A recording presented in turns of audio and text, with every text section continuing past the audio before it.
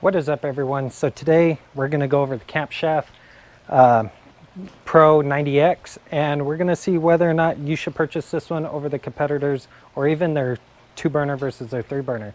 See which one's going to work for you and whether or not it's worth the buy. So let's get into this review and see what it's all about.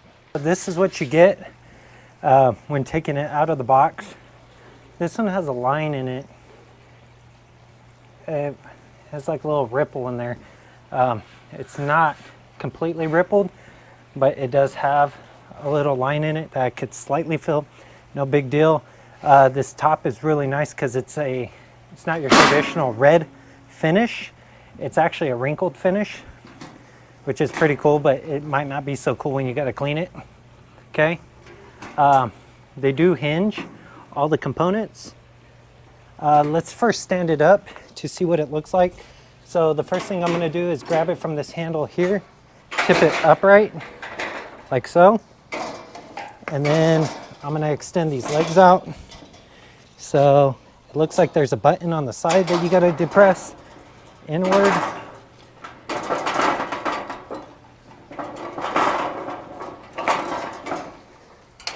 And then they click into place. Same thing with this side. Okay, so that wasn't too hard. Set it down and then lift this end up and do the same. So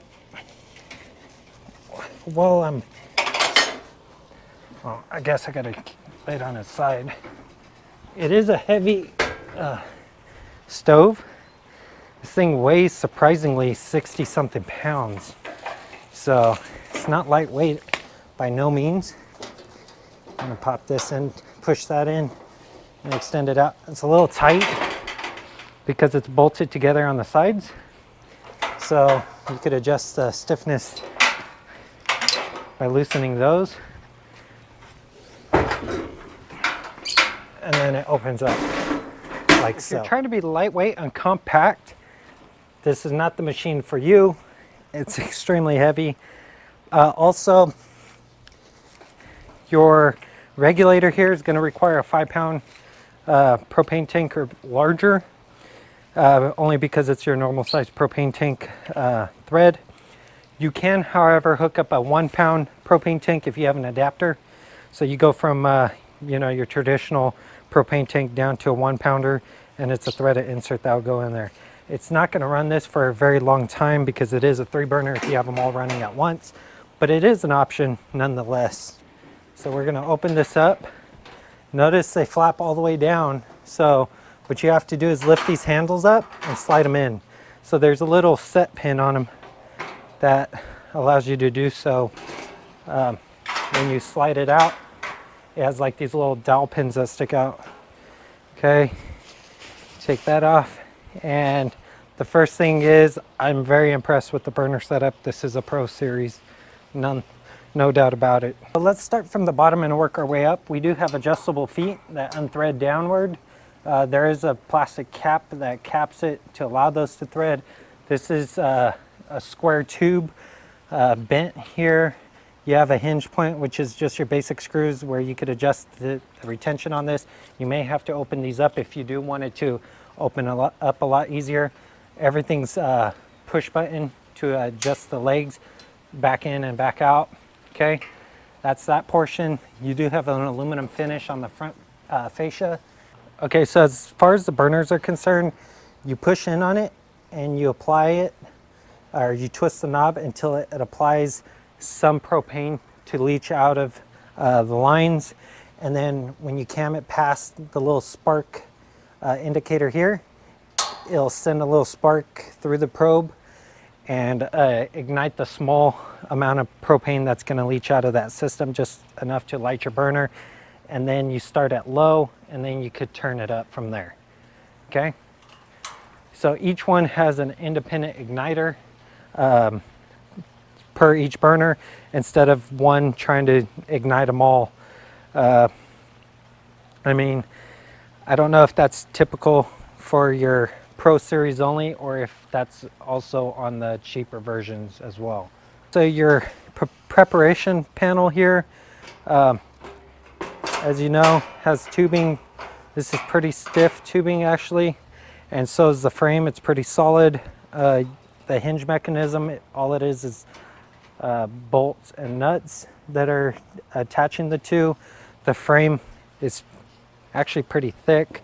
This panel here for preparation's pretty decently sized.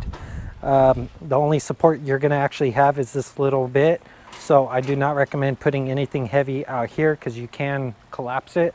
But that's why you got bent L-shape sides here, because it keeps everything from falling off, but it also creates rigidity in the actual plate itself.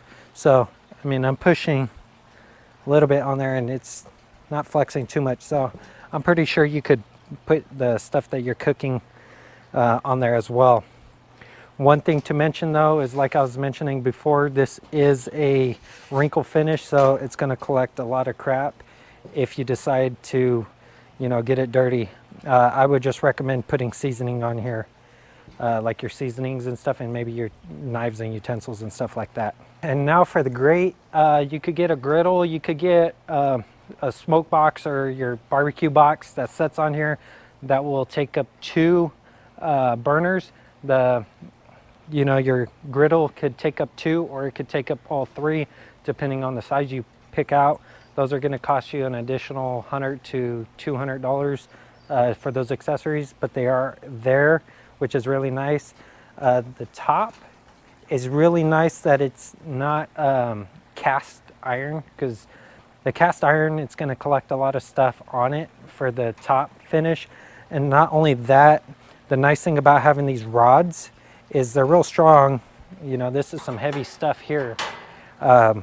But the nice thing about the rods is they're easily cleanable versus the grate style. You know, you got to scrub them with the wire brush and stuff. This looks like you could just wipe it down with ease, and there's not too much that's going to cling on to them. Okay. So you do get a backsplash panel, which basically just unfolds. This is real thin.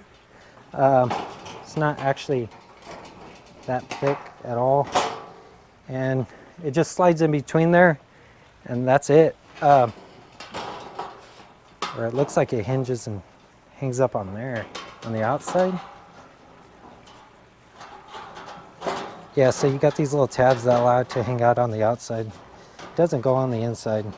I mean, I guess you could put it on the inside, which is weird because they got this little hole that you would think would line up with it, but it doesn't. It just sets up on there like that.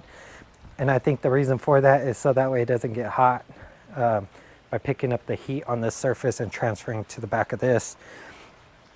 So that's what that looks like. I mean, it's real cheap. It's nothing exciting at all, but it is what it is.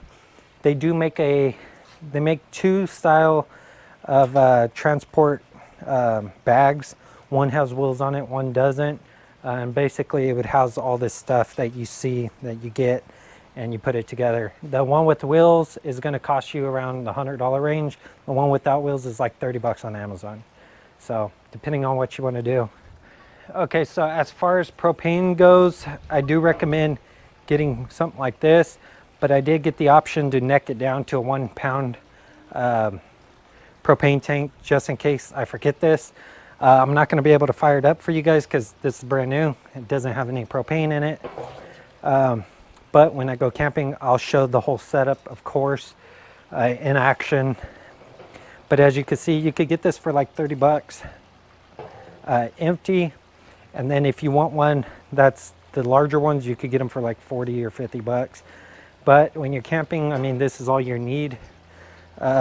This is a 5 pound propane tank, and I mean, it's a perfect setup for something that's going to be mobile. You know, you don't want to have to haul around that big one and then also take the risk of it getting damaged during shipping, because if it does blow up, I mean, let's knock on wood and say that doesn't happen, but there is a possibility, and it's just a lot larger and more cumbersome, okay, and a lot heavier. I mean, hauling this stuff around is no joke, especially if you got to do it all yourself.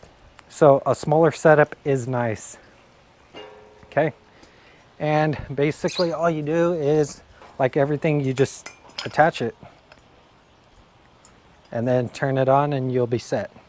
So for the specs on this is about that 60-pound range. I think it's 54 to be exact. 30,000 BTUs that it puts out. It has a 1-year warranty on this manufacturing setup.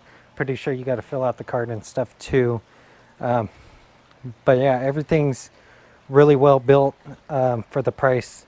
I mean, you could get a barbecuer, like I said, for about the same price. But I mean, portability on a barbecuer kind of sucks. If you're going to use it for your house, or if you're going to use it to take with you camping, at least this is way more compact, even though it does weigh a lot. Okay, so is the Camp Chef Pro worth the price of admission? It definitely is. Would I recommend this over the other ones? I mean, it depends all in what you want to spend and what you're willing to put up with. I recommend the Camp Chef Pro series only because it has the collapsible legs. The ones that detach and stuff could potentially get lost during shipping when you decide to take it out camping or where have you, to the park or whatever. This is a nice setup because it's well built, so you could not only use it at home, but you could take it with you on the go. For the price range, I do recommend the 3-burner over the 2-burner if you got the power to power it up, so the propane tank that is going to power all 3 burners. It's a well-built product for the price. Do I recommend it over a standard barbecue? If you're going to use this for outdoors, definitely I recommend this over a barbecuer because the barbecuer just takes up too much room. Those little portable ones, like the Weber or even the small ones that are built for camping, I recommend this over that any day because, like I said, you have to bring those with you, like all the components, such as your table, your actual propane setup. Like this one will take, but the little 1-pounders, and that's going to mean you got to bring a few 1-pounders plus your lanterns and stuff you got to power up. And then you also got to make sure you clean up all the mess and stuff. You also have a potential of burning through your plastic table, which typically you're going to bring when bringing a small propane setup like that, which I don't recommend because it's not only a cleanup issue, it's a fire hazard at the same time. So you got to keep track of it. If you forget that stuff, then you're going to be forced to actually, cook on the floor on a wood log or what have you. In that instance, if you're going to cook on the floor, you might as well just build a fire at that point. So it's all personal preference in what you're going to use it for, but I definitely recommend this. So that's going to complete today's video. If you like this video, give it a thumbs up. If you like content like this and other content I'll be posting in the near future and want to see that, definitely consider subscribing. Until next time, I'll see y'all in the next one.